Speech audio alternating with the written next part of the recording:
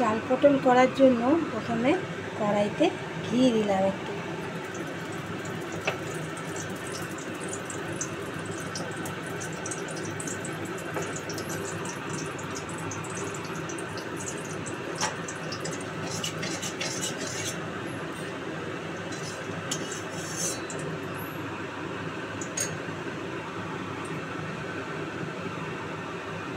ঘিতে চালগুলো গোবিন্দভোগ চাল 1 মুঠো ধুয়ে রেখেছি সেটা দিয়ে দিলাম। কেউ যদি বেশি চাল দিতে ভালোবাসো তাহলে সে 2 মুঠো চাল দেবে।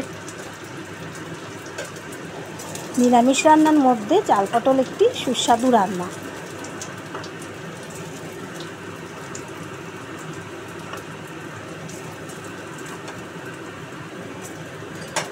এবারে চালটাকে ঘিতে ভালো করে ভেজে নিলাম, বেশি না, অল্প একটুখানি ভাজতে হয় যাতে তরকারিতে চালটা দিতে পারি এবং বেশি গলে না যায়, এরকমভাবে ভাজতে হবে।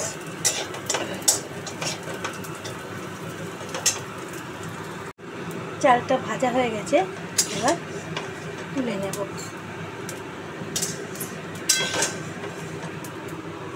বাটির মধ্যে চালটা তুলে রাখলাম। কড়াইতে পরিমাণ মতন সর্ষের তেল দিয়ে দিলাম।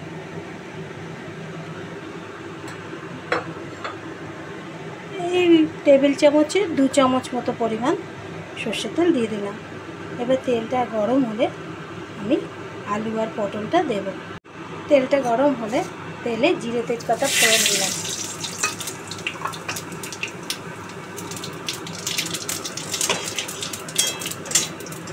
জিরে তেজপাতা ফোড়ন দিয়ে তারপরে তেলে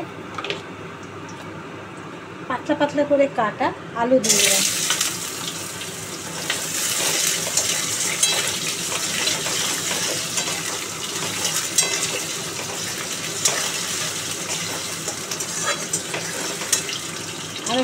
আলুটা একটু নেড়ে চেড়ে নিয়ে তার মধ্যে পটলগুলো দিয়ে দিলাম। পটলগুলো সরু সরু লম্বা লম্বা করে কেটেছি, সরু সরু লম্বা লম্বা করে কেটেছি।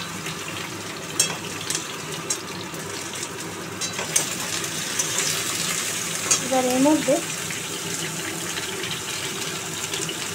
ছোটো চামচের 1 চামচ হলুদ গুঁড়ো দিয়ে দিই,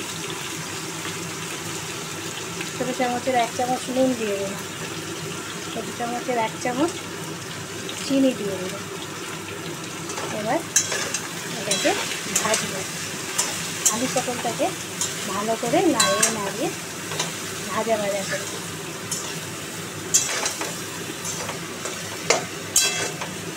একটু ভাজা ভাজা করলে তরকারিটা খেতে সুস্বাদু লাগে। বেশি না, অল্প একটু ভাজুন, মানে সেদ্ধ হবে না। আলু পটলটা লাল লাল করে একটু ভাজা হয়ে গেছে। এবার এর মধ্যে আমি ছোটো চামচে 2 চামচ ঘি করে দিলাম আর 1 চামচ লঙ্কা করে দিলাম। দিয়ে 1 চামচ আদা বাটা দিলাম। আর নুন চিনি তো আগেই দিয়ে দিয়েছি, যদি লাগে পরে টেস্ট করে দিতে হবে। এবার এটাকে জল দিয়ে একটু কষাবো।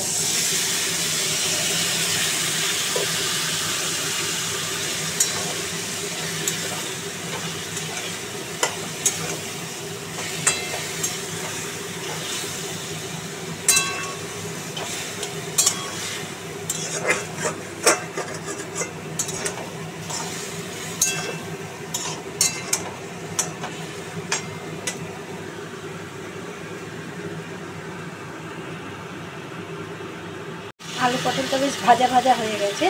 এবার আমি এর মধ্যে সেদ্ধ হওয়ার জন্য জল দিয়ে দিলাম।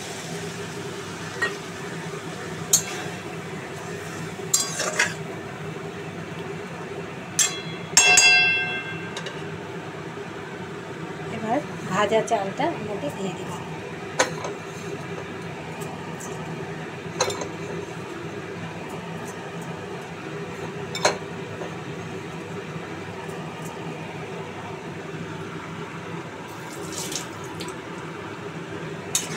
চেড়ে চালটা ভেতরে দিয়ে দিলাম। চালটা জলের সাথে আলু পটলের সাথে সেদ্ধ হবে।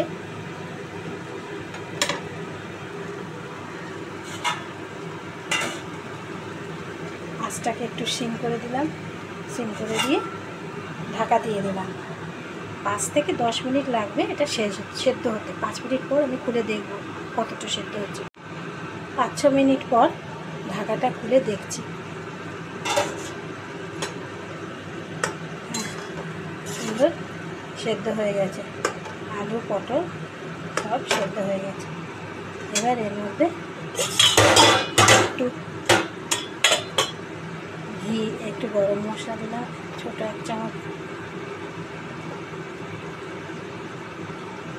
1 চামচের গরম মশলা দিলাম, আর একটু ঘি দিলাম। ঘিয়ের গন্ধটা ভাল লাগে চাল পটলে। ব্যাস হয়ে গেল চাল পটল। এবার আমি এটাকে নামিয়ে নেব।